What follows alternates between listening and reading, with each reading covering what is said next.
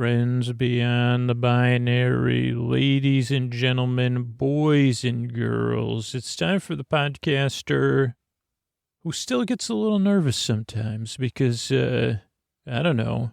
You're out there, I'm out there, and we're meeting across the deep dark night. It's not easy, but I'm here to stay calm and try to calm things down, to soothe me and soothe you at the same time.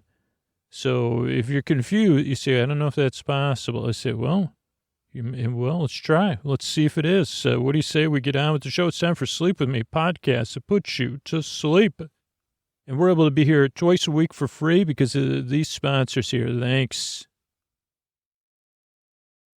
All right, everybody, it's time for a little bit different episode here.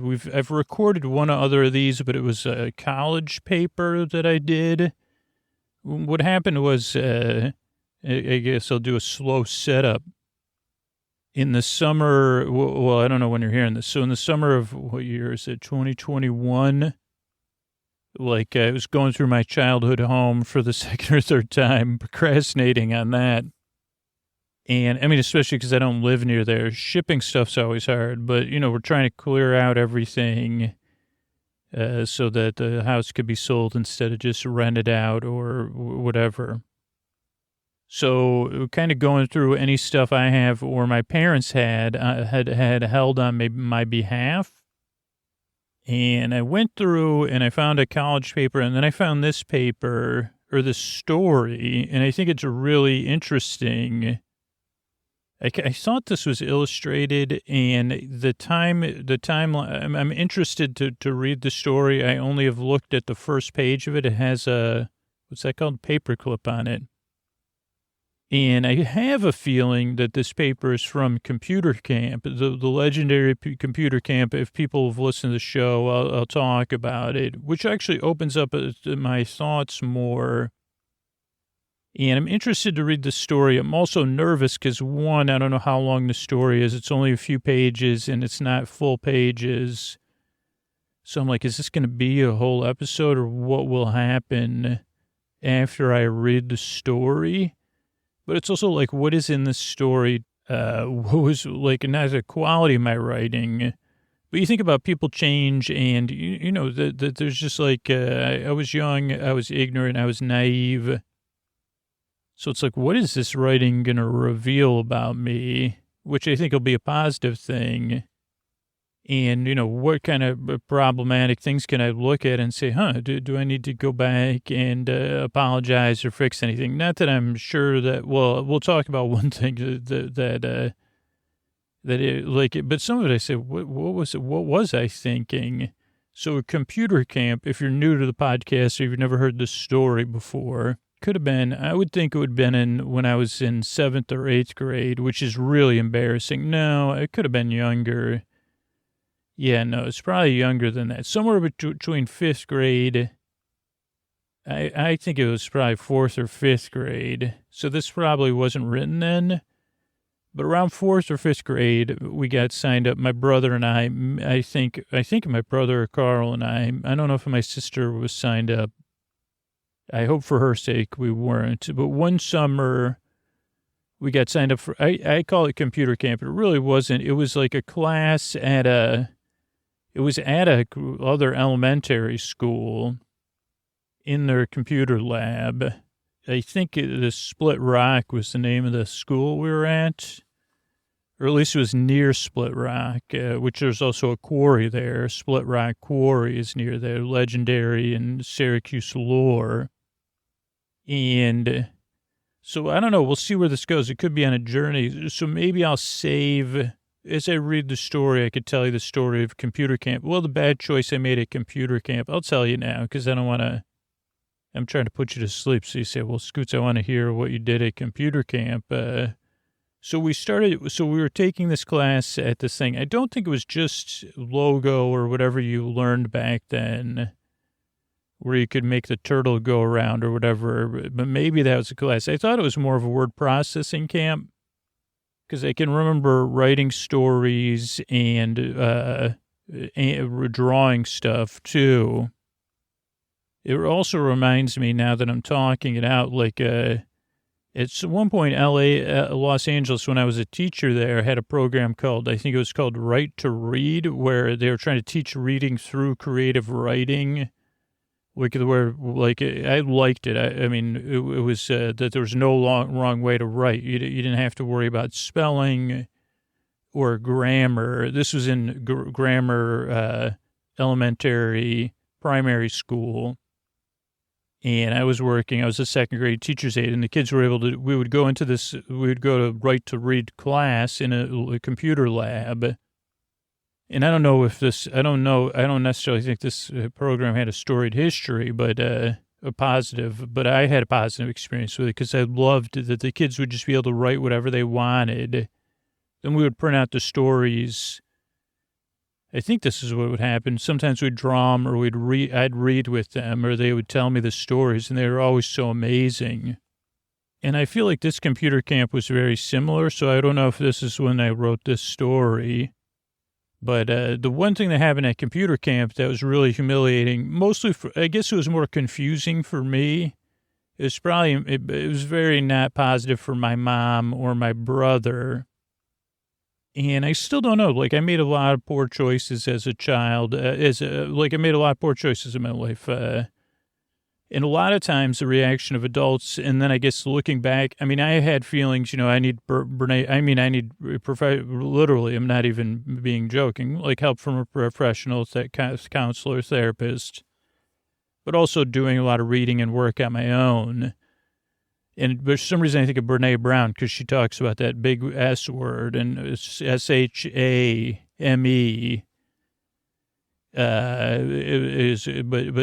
That's what came up for me with this memory. Not anymore, though. I say, this is a confused young man. That's what I think of now. But I mean, my takeaway at the time was like, it must be I wasn't even that down about it because this was the kind of choices I fell into and mistakes I made all the time.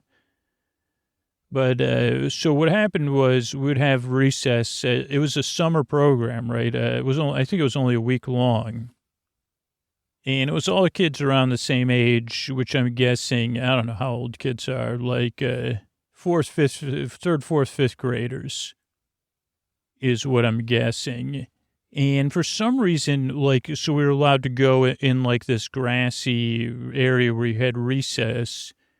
And for some reason during recess, it might have been the last day class party, and I may have had too much punch, but I decided not to go back inside and go to the restroom, but to go outside while recess was going on against a tree.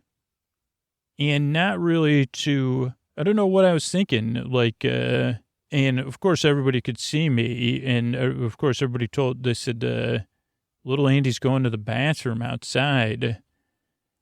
And it was very inappropriate. They said, the teacher said, what? And they called my mom, and of course then my mom, and they said, what?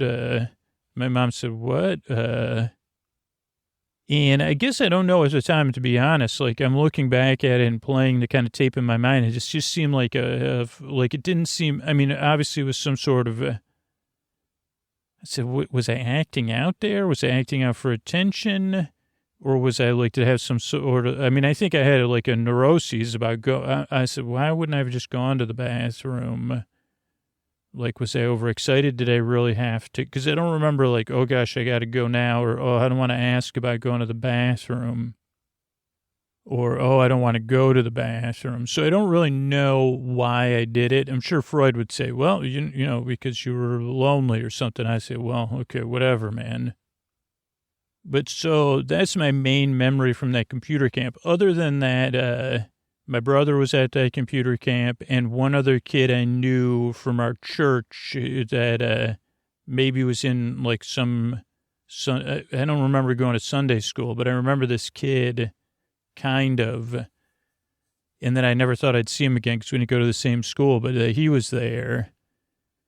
And so those are the only things I remember, other than the looks on the teachers' faces or the volunteer parents that were teaching this class of shock and confusion.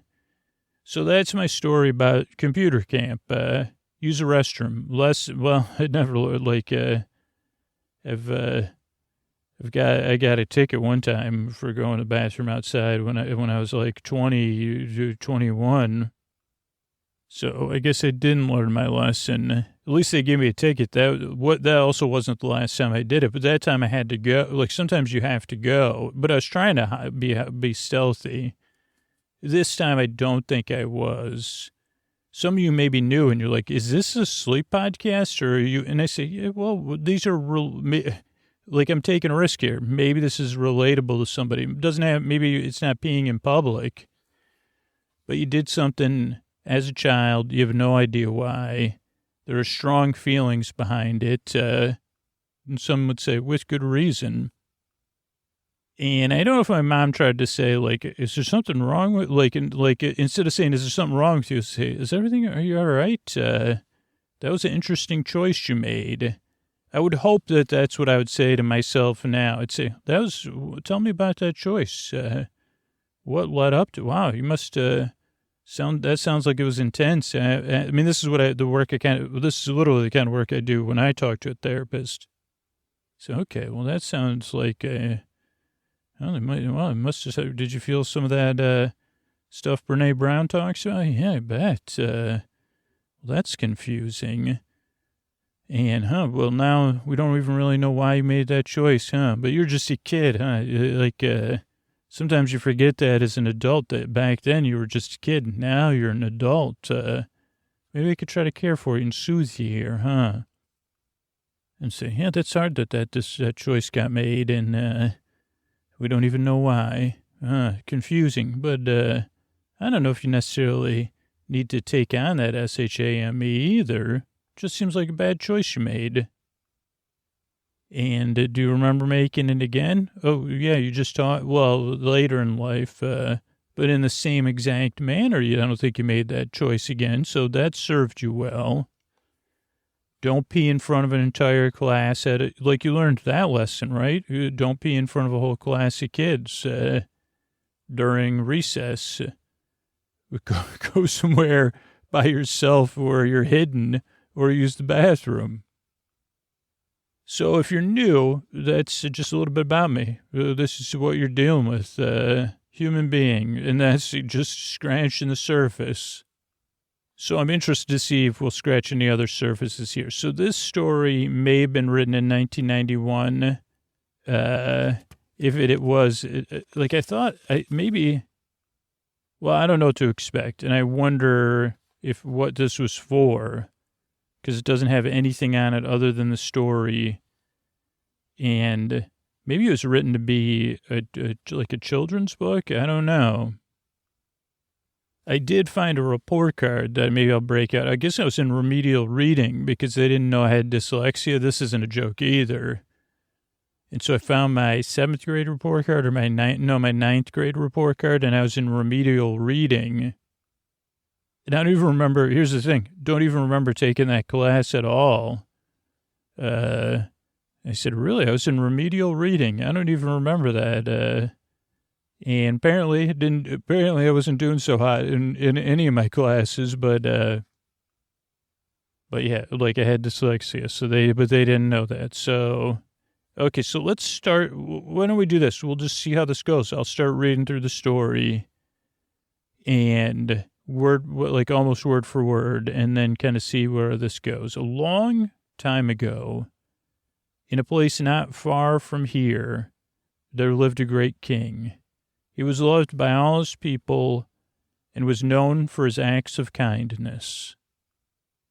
The city that surrounded the huge castle that the king lived in was called Scotchtown.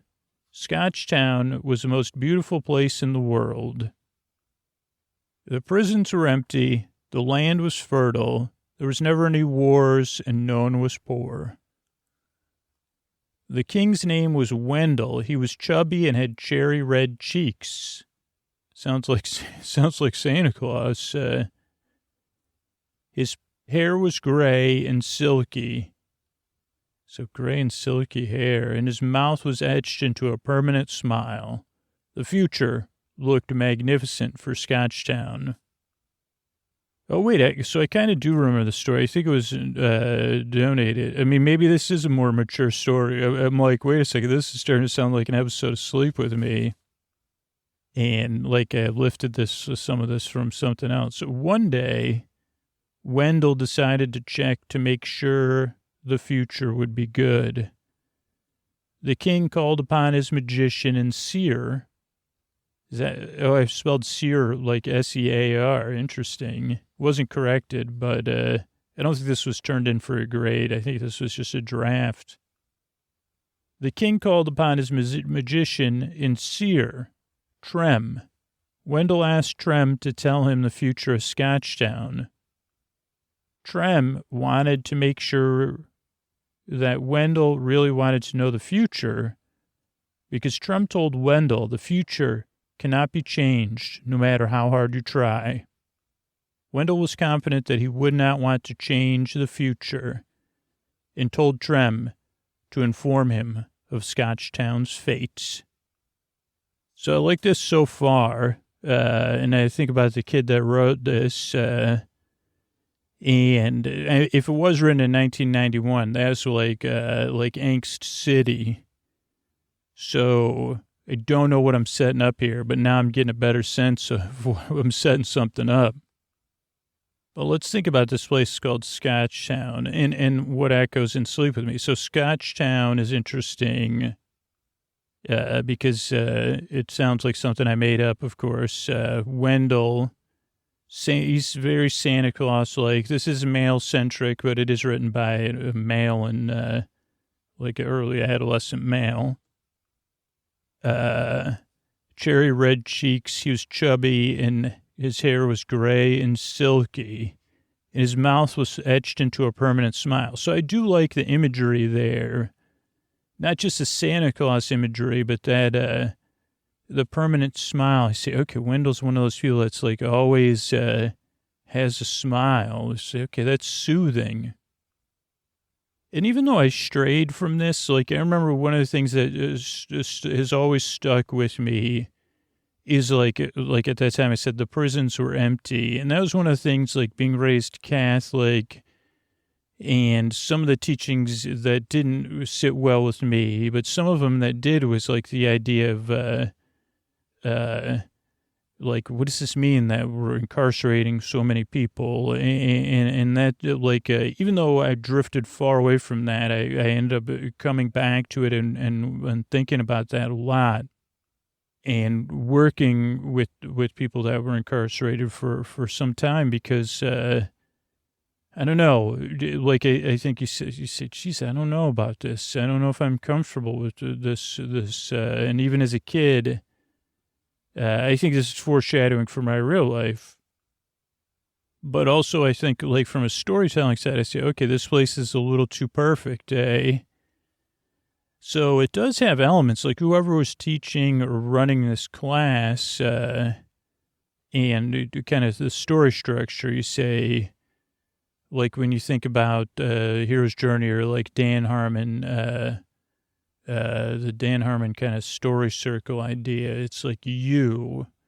So in this one, it's this is like the regular world, or you. The regular world is Wendell's world. Wendell's always happy or confident, at least. Magnificent present. So why wouldn't there be? The future looked magnificent for Wendell. And so you know, this is your normal world. And I think it's also funny from my perspective of like thinking about season 2 of Get Bezos and that whole season. I don't know what year that came out, but the whole season of Get Bezos and the idea of where it came from was based on utopias. And I had gone to see, I'd gone to see Brad Bird speak somewhere with my brother, and Brad Bird was kind of talking about, this is right around when Tomorrowland was coming out. But Brad Bird was kind of talking about dystopia, and I guess this has always kind of been an ongoing debate, so I don't want to wade into like dystopias versus, but Brad Bird was like challenging the audience in some sense, like, oh, why doesn't anybody isn't that a creative constraint, writing in a utopia? And I took that to heart and said, okay, what would it be like? And I said, well, the problem with utopias is that if it's a real utopia, it lacks conflict. So that was like the whole premise of season 2 of Get Bezos. It took place in a utopia. And I don't know, I just really liked that idea of that creative constraint. I still do, because it's like a puzzle. Like you say, okay, how do you create, if the rules of the world are it's a utopia and not a utopia, wink, wink, how do you create a conflict in that? And of course, that's like an unattainable, that's not just something you strive for. You say, okay, well, that's impossible. I'm going to have to bend to those rules a bit, because you're right. If it's an actual utopia, everyone will be happy all the time. And I don't know, it also had fun with being able to take it to the 2 levels, because it said, okay, well, there's also the level of belief system, and who created this utopia, how did it come to be, and what are the higher levels of existence within this utopia? Is it this in our world or parallel world? This is when I was working on it, but ended up, oh, no, it's okay. So it's far in our future. So that would mean it's still based on the same, like some of the same underlying belief systems. So then it's like, okay, I don't know. That was one of my favorite, it had some of my more favorite moments, especially the ongoing, I love ongoing bits, of course. And so having the ongoing bit with that, the higher power creator was on sabbatical, so that the angels were running and everything, and they're not perfect. They're just demigods. No offense, angels. That was fiction, by the way. If you do have super, please. So I don't know. So those are some things. So that was the first you. So I guess this would be the need section if we were going by the story. So I'm just kind of projecting it. But so Wendell decided to check to make sure the future would be good. So I guess everything wasn't perfect. There was some sort of, and this is where your teen angst comes through. There's some sort of underlying turbulence or lack of faith or something deep down, which I can identify with. So Wendell wanted, or just unease about the future. So Wendell said, hey, I got this wizard and seer, somebody that sears my meat and can see the future, maybe. And I think there was art with this. I don't know. But Wendell said, yo, Trem, can you tell me what the future of Scotchtown is? And Trem said, I could. This is, very steady story device. I could tell you what the future is, but you can't change the future. So do you really want to know? And that's quite a conundrum, right? And you don't even want, that's like the kind of conundrum you never want to be presented with, because just like Wendell, then it is a misery of choice. You say, okay, so choose. Do you want to know or not? Because you can't change it either way. Where someone without an underlying turbulence like Wendell or I, someone that was more well-adjusted like Ray, they would never, even if they found themselves making that choice to talk to Trem, they'd say, yeah, you're right, Trem. I don't need to know. I just got to turn everything over to my HP and let it go, because Trem says, no matter how hard you try. But Wendell was confident he wouldn't want to change the future, and told Trem to inform him of Scotchtown's fate. Okay, get ready, because who knows what's coming next. Trem sighed deeply and frowned. Wendell, my friend, I see dark clouds over Scotchtown. Our future is grim. 3 cataclysmic events will strike your people: a flood, a famine, and a war. I see hope at the end of a dark tunnel, but someone will have to make the supreme sacrifice. The king smiled and thanked Trem, and then the magician left Scotchtown forever. So you need go. So this is kind of the go part of the story, or like where you This is, I guess, kind of still in the need, but you say, okay, Trem says, things don't look, also, my favorite part of this is that Trem leaves town. I love you, Trem. I mean, that's like forever. Trem says, by the way, now that I can change, I'm out. I didn't look up my future, just the future of this geographic area. So I quit and I'm out. That I like a lot. It is starting to feel a little tropey, so I'm wondering where we're going with this. And I say, oh boy, this is one of these, but it's also like right in the Sleep With Me wheelhouse. Supreme sacrifice, predictability. Hopefully we'll have something surprising. But three things. So again, I like that probably something I was still trying to work on, which is rising conflict, or, raising the stakes and stuff like that. But he says, okay, there is hope. But yeah, there's going to be these three things. And then Trem left Scotchtown forever. I think it's interesting, too, that I had dialogue. I'm proud of that. I say, okay, it went like Trem sighed deeply and frowned. I mean, I guess I would say if I could change anything, I'd say Wendell would say, okay, are you sure you want to know? Or maybe I'll dole out the information a little bit slower. Let's see what Scoots or little Andy did. The king did not tell his people of Trem's prediction because he did not want to upset them. Project much?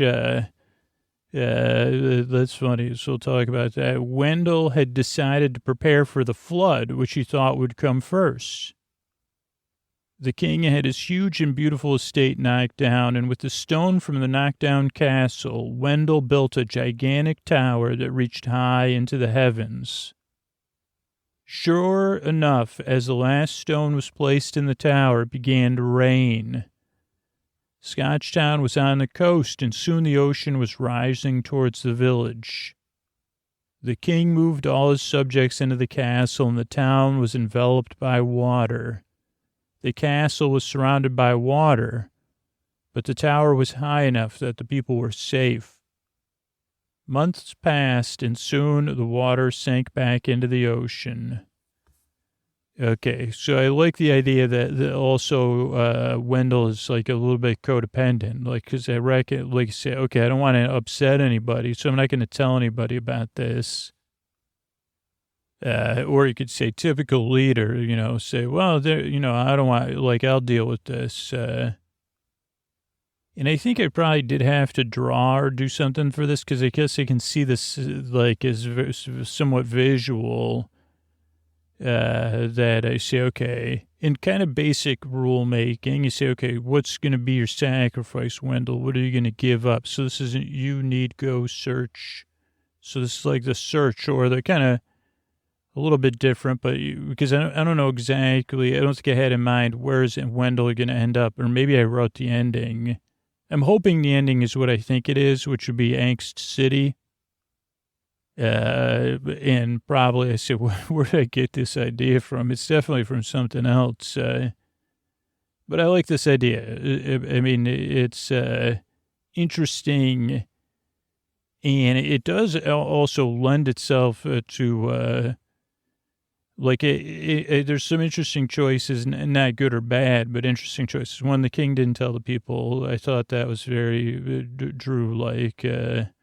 See, I don't want anybody upset with me or with the situation. And then Wendell decides the flood it was first. We don't explain that, but that was what Trem mentioned, so you say that makes sense. Okay, let's knock down the castle and build a tower. I like that idea. I mean, if you have the capacity to do that.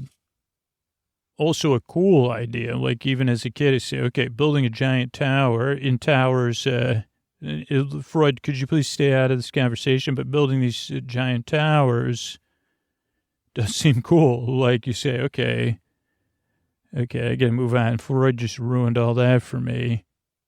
Reach high into the heavens. But sure enough, the last stone, it began to rain.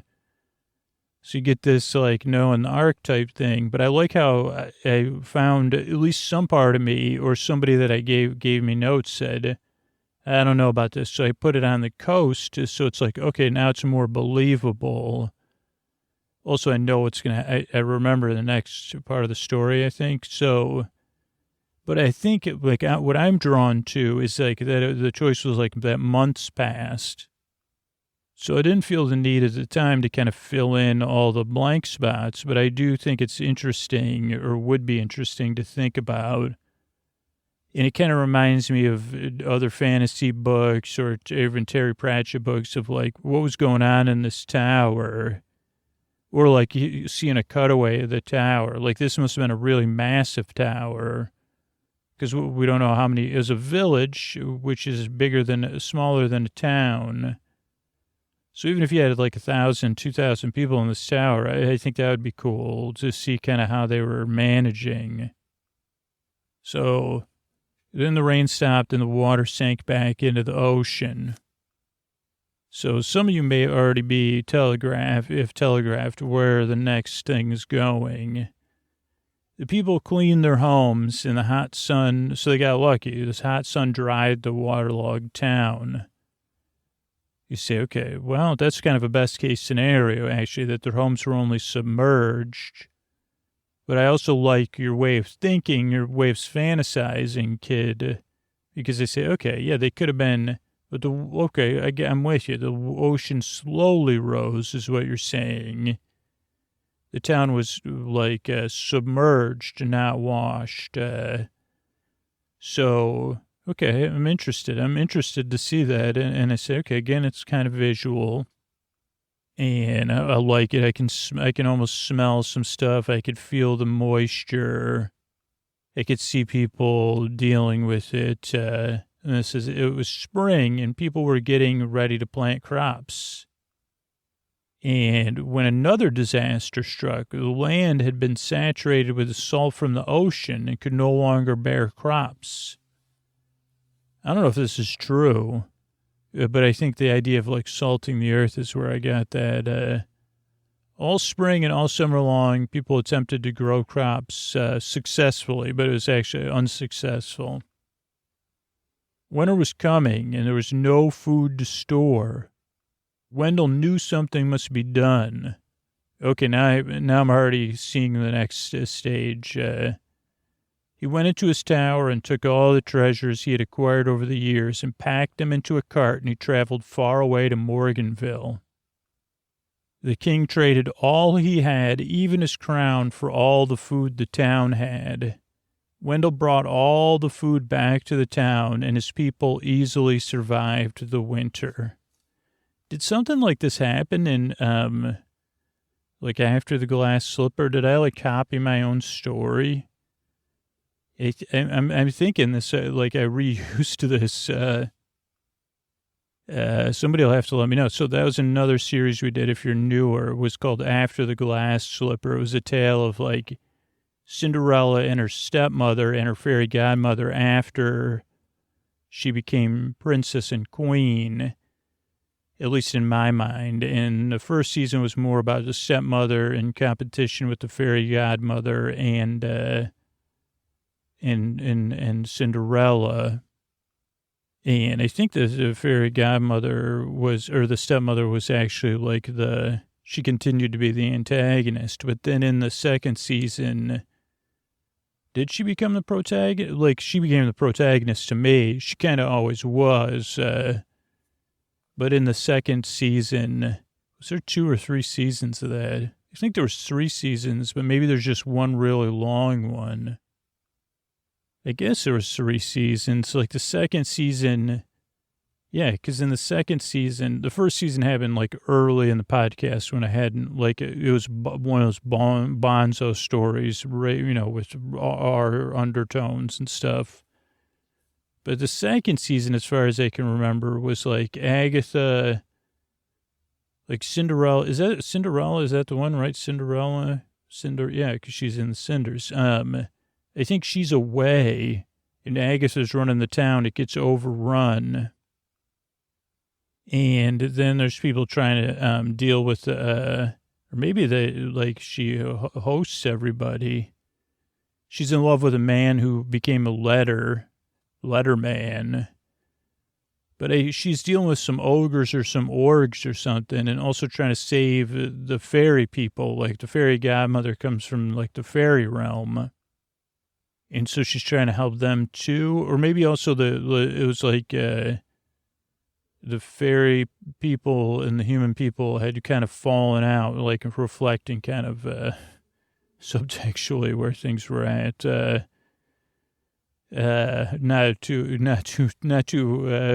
Not too subtly, but I know that she had to deal with stuff. So I don't know if I reuse this, that's interesting if I did.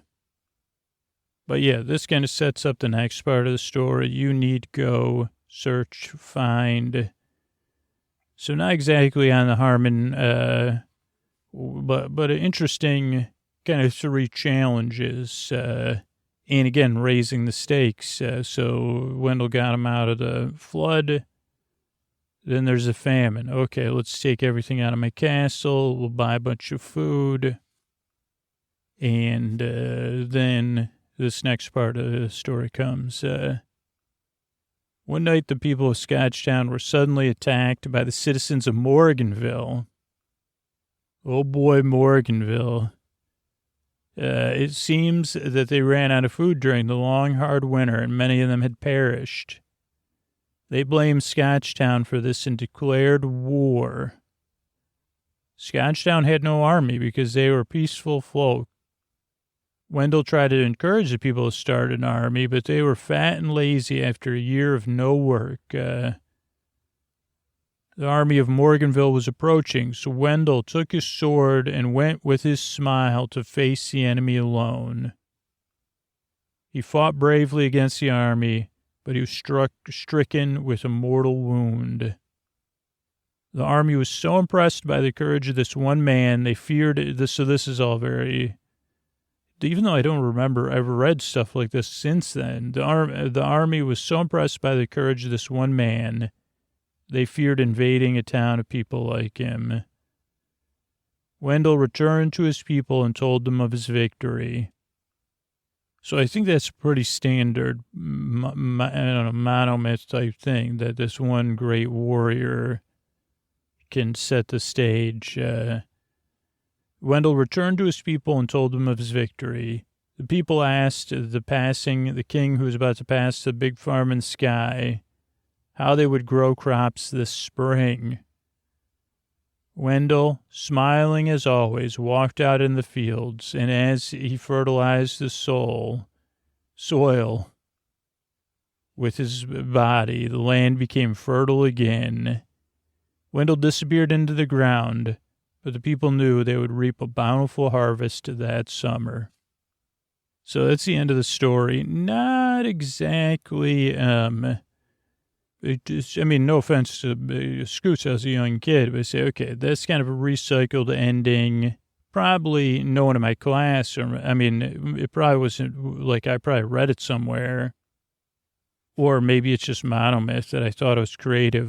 Just because literally when I've been different things I used to randomize for the podcast, I've seen stories like that. But I do like, and then this kind of tying it up in a bow pretty neatly. So it kind of makes sense. Again, I think this is a plot device that I probably used in a story for Sleep With Me.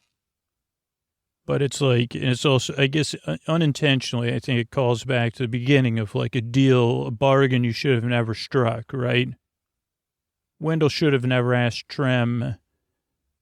This actually isn't paid off in this story, but Wendell should have never asked Trem what the future was, right? Is what I was hinting at the beginning of the story, or Trem says, you can't change the future. And then in this part, like the people of Morganville shouldn't have sold all of their winter food. I don't know who was running that town. They shouldn't have come after Scotchtown. They should have just dealt with whoever. They said, you sold all for a bunch of gold. We got a great deal. So maybe they did make a good deal. Because they said, well, wait a second, the guy gave us like whatever, a pound of gold for every potato. You say, okay, well, that does make sense on paper, not even on paper, on gold. So, but it's like a bargain that you shouldn't have been struck, or it wasn't a good idea. And then, I do like again, very similar twist from other stories, but also probably from mine of like, okay, then Wendell's making these sacrifice, but then like a lot of the people were like, oh, well, like, we're not going to do like that, like almost like, I guess that's like probably like my own subconscious bleeding out, like, and saying, well, that's what happens when you over sacrifice or try to please everybody. That everybody's like, oh, well, you're on your own, Wendell. And then I don't necessarily like the choice, but it's just at this point in my life, I say, okay, I would definitely change the ending, but not all of the elements. And then I definitely, like, so I don't like the fact that he went out there. I like that he went out there on his own, but that just feels a little bit too on the nose for me, that it's like Wendell was so brave that they said, forget it. No, that does make sense. So maybe it's just I'm like jaded from reading too many stories. And then I definitely don't like the ending, the good ending. I thought it was like, honestly, I thought I was cringing because when when I got to the second page of the story, I was like, wait a second, I thought it was going to end in a similar way, but like that it would be a little bit darker. Like that Wendell would like give even more sacrifice to people that would be unappreciated. So I kind of like that idea. But so I guess if I was reading the story with myself and I was saying, okay, well, I'm going to help, like, let's brainstorm this out and let me give you some notes, or let's like tease it out even more. You say, okay, I like this Wendell, but how are we going to play against that? Or is Wendell going to stay the same through the whole story? Yeah, I'd like him to stay the same. Okay. So you want him to be the same kind of a smiling optimist at the end as the beginning? Yeah, I think so. Okay. So Wendell goes, and then this wizard says, you don't want to know the future because you can't change it. Yeah, that's what happens. And Wendell says, I want to find out the future anyway. Yeah. Okay, so that's where I would say I'd like us to do a little bit more work. So if you like Wendell as Wendell is, like, I have two questions for you to think about. One would be, is the ending, does it match that tone of the warning from Trem? And does the story kind of follow that? And is there a way back on the first page, like, to say why, like, I guess one thing I don't understand is, why does Wendell have to know the future? And you don't necessarily have to answer that, but the answer to me is that so there could be like right now, so the story could be told. So I think it'd be more interesting if it was like, Wendell has to know the future because of this. And I know part of you, because I know you're in my brain, and I say, well, he had a nightmare. Okay, well, so then what caused the nightmare? Even if you know, we might not even have to work into the story, but I think I would like to know, even if it's not in the story, like, I think that would be a point where we could develop the story from, is why does Wendell have to know the future, especially after he's warned? So that's question one. And then question two would be, how's the story reflect a warning from the wizard? Because right now it just feels like it goes very straightforward, even though Wendell does some creative problem solving. And I guess you'd say as a kid, you'd probably say, well, because they were friends. So what the wizard was saying was that, I just love you, Wendell. And, like, I know the future and what's going to happen that took place in the story. And I love you and I'm your friend, so I don't want that to happen. So that's why I'm warning you. For me, And I'd say, okay, so I like your answer there. So maybe we could work that back in there. Like, is Trem, the wizard, is Trem and Wendell in a relationship together? Or have they been in a, I guess, I mean, maybe that's tropey, but like, could Trem be, if there's, because I noticed Wendell's single, I noticed you're single, so, that's just interesting to me. But I'd say is like, I think if there's a strong attachment and that pain is important to not forget about, because I understand what you're saying. The story makes a lot more sense to me in that way. So is the story, I'm struggling because I guess it is Wendell's story, but then the emotional impact of the prediction is being carried by Trem. But then it's also like, even though Wendell gave up all this stuff, I really felt like it was easy. So I guess it still brings me back to why like, I think if that question gets answered, a lot of these other questions would follow from that. So do you want to like just talk it out because we have a few minutes together?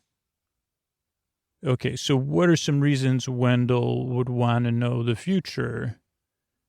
Well, Wendell loves Wendell's people so much that he wants, he's always worried about like everybody being happy and keeping everything perfect. Okay, so and it's kind of weird that it's like this perfect place, but like as soon as Wendell solves one of the problems, everybody kind of kicks back. But people really tried to make the most of the crops, and it sounds like it worked really hard on the tower. So as much as I find them like that, the fact that the townspeople couldn't defend themselves because they didn't want to, and they'd grown lazy, maybe there is something there, but it's just like moving the pieces around a little. But it's still, again, so Wendell, okay, so let me understand Wendell. So Wendell sounds like he's been king for a while. What was Scotchtown like before Wendell was king? I don't know. Well, do you think like has it always been peaceful? And how did it, like in other times, it never had an army because they were peaceful? Is there a reason for that? Like a geographic advantage? Yeah, geographic advantage sounds good. Okay, and then I guess it would be like would definitely take it away from the story. So I guess we got to focus on Wendell because let's say, well, why isn't there any strife in between the town? I mean, I guess it makes me think of like, is there some other bargain? Like, is there a part of the story, like, why is the town perfect? Is that what the real pain of being Wendell? Like, does Wendell almost already know this? Or it almost reminds me of like some sort of loop in some sense. I wonder if you were feeling that way when you wrote it. I don't know. What do you mean? Well, it's almost like Wendell's sacrifice at the end, even though it's kind of somewhat figurative because that wouldn't, or some sort of, or magic. Because Wendell is not enough, like Wendell's not providing enough compost to undo what the ocean did in such a short period of time, right? So that's kind of like some sort of supernatural act or magical act, or it takes us out of our suspension of disbelief. But it's also like, just like Trem said, oh, somebody has to make this big sacrifice so the town can carry on and be perfect again. Like that would be interesting as a series of stories. I mean, now I feel like I'm taking the reins from you and taking over too much. So I'm overstepping my bounds. But it would be like, oh, Wendell pops out of the earth as a flower again. Maybe he's like some sort of Cabbage Patch child, and then he becomes king again. And then he repeats the whole thing over and over. So, I don't know. I mean, maybe there's part of me that mistook Wendell as like totally calm and optimistic. Is Wendell really that calm and optimistic? If he is, then why does he need to know the town's future after he's warned that he can't change it? I mean, I guess in that sense, it kind of makes sense too. Is this like, you're like, well, of course, if Wendell could know how to make his town better, then Wendell's going to go find out. So this is actually like maybe prototypical perfect sleepy story, more perfect than the stories I tell. So I guess in some sense I should congratulate you, because this is maybe I didn't see it till just now, but really you've designed a story better than any of the Sleep With Me stories I've ever told. I mean, now I will say I'm not sure this story is sustainable, much like the Brad Bird constraint of like conflict in a utopia. I mean, Brad Bird wasn't saying that. That was my projection, like playfulness with it. But if what you're saying is true, this is like the perfect sleep story. So you have a benevolent person, and they're also full of love and kindness and confidence. And they're so benevolent, they're going to go to the end of the line every time in their benevolence, whatever the cost, whatever the sacrifice, including even knowing things they wouldn't want to know, so they can take their benevolence to the end of the line. So I think in that sense, there is still some pain and conflict, because, okay, I guess I was saying how perfect your story is, but I can't help my story brain get drawn in, because then maybe there is a way, maybe then the missing gap for me in the story, if what you're saying is true, is that there has to be some other bargain or some other sacrifice or some other skill or something Wendell's willing to do to enable the fertilization at the end. And there's really only one thing I can think of, like, but that wouldn't be Sleep Podcasty or whatever, or some sort of exchange. I mean, it doesn't have to be with an underworld exchange, but that to provide Wendell with that power and capability and still have it be believable. Like you're talking about an Ursula situation-esque. Like, not that Trem is Ursula, because Trem's just saying, be careful. Like, are you sure you want to know the future? You can't change it. I'm your friend. And now I've seen the future for you, and it's really, really not great at all. And so I got to leave because I can't watch you go through that. So that has some power for me. So I guess your story really is like, because you just didn't explain that part. But so that's what's calling to me now is, okay, so Wendell finds that out. Wendell's, as you said, competent, confident, calm, loving, maybe codependent. So maybe there is some sort of subconscious neurosis. At least I have to do that and project that. Or maybe not, but that's a lot to bear, I'd say. So then Wendell finds out, because he said, well, if I have the ability to find out how to make things better or keep my people safe, I'm going to do that. Trump says, oh boy, yeah, here's what's going to happen. There's going to be these three things, but for you to be able to do them all, it's a dark place. Now, what you're saying in this story, what I was really complimenting you on, which I'll finish up, because I did have to make it about, had to go into the story swamp there, is that your story really is. It's like, okay, there's a total benevolence, then there's some more benevolence with the light sacrifice. Got to get rid of my castle to keep everybody safe. Got to get rid of my rich stuff to get everybody food. Then I got to, sacrifice. I got to head to the big farm to defend, to stave off this war. So I'd say the fourth thing would be that, oh, by the way, in order to keep you from the next famine, also can't go to the big farm. So I think that would be it. Would be you can make it mythological. I mean, this is just me having to do that, but because your way is just too perfect, right? Which I guess is some Luckily, I couldn't make sleep with me like that. I said, wait a second, you can hear me struggling. But it'd be just because it's fun. It's a puzzle. This is what we're having fun together with this puzzle. And also, I know that you wanted, like, Wendell's people to do something more. I mean, we don't have to make it about the people, though. It could just be that, like, and maybe there's some other point where there's one other person like Trem that says, do you really need to take this to the end of the line, Wendell? Like, is this really what's best for you? Like, this is, and Wendell says, this is what it takes to maintain a utopia. I mean, I guess the irony would be, and then I guess it would be this rebirth thing of like, if it only takes one figure going to the end of the line and beyond to maintain the utopia, what happens after Wendell's gone, right?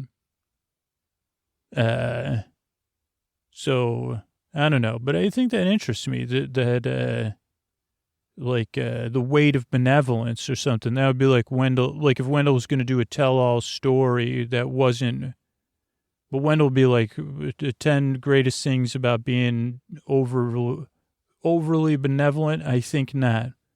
The King Wendell story. You can't be overly benevolent. Is benevolent the right word? Do you know? You don't know either. Good. I guess we're one and the same, you and I. So I enjoyed that story. Thanks for sharing it with me. And and I hope everybody drifted off into dreamland. Good night. All right, I want to thank everybody that became a patron recently. I want to thank Jeff, Valentina, and Peter. Thanks, and good night. Karen, Hawkeye, and Jess. Thank you, thanks, and good night. Jack, Eric, and William. Thank you, thanks, and good night. William, Nora, and Alexander. Thanks, and good night. Amy, Regina, and Hannah. Thanks, and good night. Lindsay, Katie, and Loxley. Thanks, and good night. Nicola, Meg, and John. Thank you, thanks, and good night. Hannah, Elizabeth, and Michelle. Thank you, thanks, and good night. Katie, Zoe, and Tessa. Thanks, and good night. Christine, Michael, and Lucy. Thank you, thanks, and good night. Kevin, Jay, and Liz, thank you, thanks, and good night. James, John, and Abigail, thank you, thanks, and good night. Emily, Ruby, and Dina, thank you, thanks, and good night.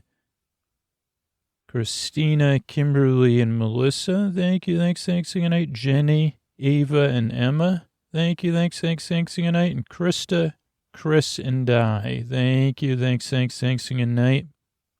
Thanks everybody who supports the show on Patreon and supports the sponsors, spreads the word about the show. Show would not exist without those of you that take that extra step to help the show out back. I really, really appreciate it. And here's a little bit about our referral program. Thanks and good night.